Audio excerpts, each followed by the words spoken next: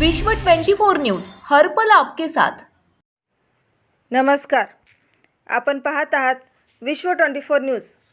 महाराष्ट्र राज्याचे उपमुख्यमंत्री माननीय नामदार अजितदादा पवार, जलसंपदा मंत्री माननीय जयंत पाटील साहेब, सोलापूर जिल्ह्याचे पालकमंत्री दत्तात्रय मामा भरणे व सोलापूर महानगरपालिका यांच्या माध्यमातून नगरोत्थान निधी अंतर्गत प्रभाग क्रमांक 22 मधील सलगर वस्ती पोलीस स्टेशन ते ऐके चौक रस्ता डांबरीकरण करणे व कावळा गल्ली कॉलनी नंबर 5 येथे रस्ता काँक्रिटीकरणचे उद्घाटन प्रसंगी नगरसेवक तथा राष्ट्रवादी काँग्रेस पक्षाचे गटनेते किसन भाऊ जाधव, लोकप्रिय नगरसेवक नागेश अण्णा गायकवाड यांच्या प्रयत्नाने 21,50,000 रुपये निधीची तरतूद करण्यात आली।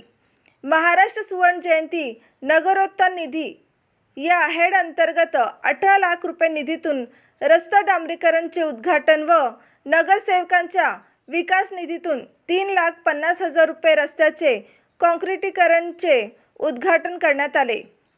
या प्रसंगी नगरसेवक तथा राष्ट्रवादी काँग्रेस पक्षाचे गटनेते किसन भाऊ जाधव